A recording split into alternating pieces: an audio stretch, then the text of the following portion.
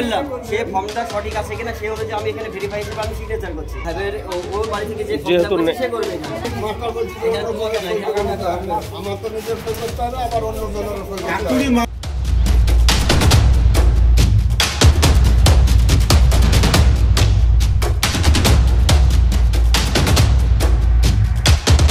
শুধু পূরণ করা এসআইআর ফর্ম দিলেই নয়, বিএলওর কাছে দিতে হচ্ছে হলফনামা। অন্য কেউ নয়, খোদ বিএলও এই ফর্ম জমা নেওয়ার ক্ষেত্রে অনেককেই ফর্মের উপরে আলাদা করে হলফনামা লিখে নিতে বাধ্য করছেন বলে অভিযোগ। ন্যাচারালি এখানে অনেকে ফর্ম আমার কাছে ফিল আপ করে, যেমন ইয়ার আলী ফিল আপ করেছে, তারপরে চায়ের দোকানদার সিনতাজ তার ছেলের তার বউয়ের পূরণ করেছে, তাছাড়াও আমি কয়েকজনের পূরণ করেছি। আজকে এসে সিনতাজ আমাকে বলছে, ওই চায়ের দোকানদার বলছে যে আপনি যে ফর্মটা ফিল আপ করেছেন তা আপনাকে সই করতে হবে। বলছে কেন? তা আপনি যে ফর্ম পূরণ করেছেন আপনাকে সই করতে হবে।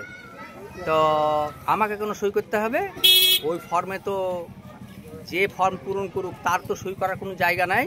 এটা বিএলও সাহেব একটা ফর্মে সই করবেন আর একটা জমা দিয়ে দেবেন আর একটা জমা নিয়ে নেবেন। তো বলছে আপনাকে সই করতে হবে। তো আমি বললাম যে এটা আমি আগে না জেনে বলতে পারবো না, কারণ এখানে আমি ডোমকলে বাস করি, ওখানে আমার ফর্ম জমা করেছি, কিন্তু এইসবের নিয়ম নাই। কিন্তু ইনি যদি নতুন করে নিয়ম করেন সেটা আমাকে জানতে হবে তারপরে। এমনকি অভিযোগ উঠছে নির্বাচকের রিসিভ কপিতে স্বাক্ষর না করারও।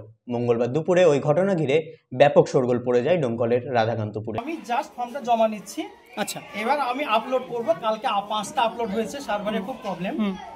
আমি প্রত্যেকের আপলোড আমি ফর্ম নিয়েও এসেছি, আপনাকে দেখাতে পারি। এবার সেইটার আমি ভেরিফিকেশনের সিগনেচার দিচ্ছি, মানে সেইটা আমি সঙ্গে সঙ্গে দিয়ে দিচ্ছি। আমার 1471 ভোট, আমার অ্যাডিশনাল বিএলও দরকার ছিল।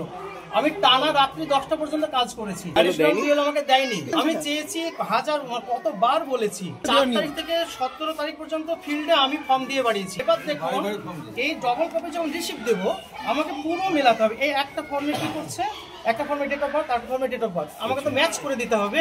তাহলে আমি কি দেখেন অনেকে সিগনেচার নেই ফর্মে, দেখুন আমাকে সিগনেচার করাতে হচ্ছে। এই দেখেন সিগনেচার নেই, দেখেন চলে এসছে, দেখেন সিগনেচার নেই, তাহলে আমাকে দেখে নিতে হচ্ছে।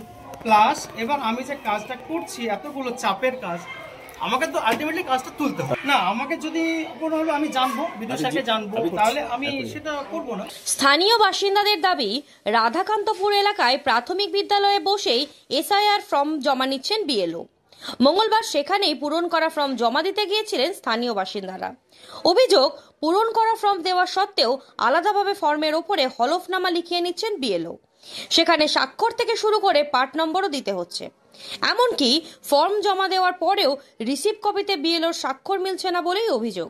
মঙ্গলবার বিষয়টি প্রকাশ্যে আসতেই ব্যাপক চাঞ্চল্য ছড়িয়ে পড়ে। চলুন দেখে নিই কে কি বলছে। বলছে আমি ওই আপলোড করব, তারপর ডাকবো, তখন আমি রিসিভ করব। 1 নম্বর। 2 নম্বর হচ্ছে ফর্মুলা বেশি ভাই একটা পূরণ করছে, একটা ফাঁকা থাকছে, আমরা কিন্তু দুটোই পূরণ করে দিয়েছি। এখন এখানে ভেরিফাই করাচ্ছে, ওই কাউকে দিয়ে করাচ্ছে, পিছনে লিখে দিচ্ছে পাঠিয়ে দিয়ে যে আমার তথ্যগুলো সব সত্যি সঠিক সই করেছে হলফনামা। সেটা আমি নিজেও করে এসেছি, মানে বাধ্য করেছে আমাকে। অন্যরা বললো এইভাবে হচ্ছে, ও পুরো পারমিশন না থাকলে ওকে করাতে পারে। রিসিভ নাই বলছে ডেকে দিব, ডেকে আপলোড করব, তারপরে প্রবলেম না থাকলে দেব, আর প্রবলেম থাকলে দিচ্ছে না। ইলেকট্রনিক সরঞ্জাম ও ফার্নিচারের বিপুল সম্ভার নিয়ে বহরমপুর ইন্দ্রপ্রস্থে এবার হাজির শ্রীমা ইলেকট্রনিক্স ও ফার্নিচার। আসুন আপনার মনের মতো জিনিস কিনুন।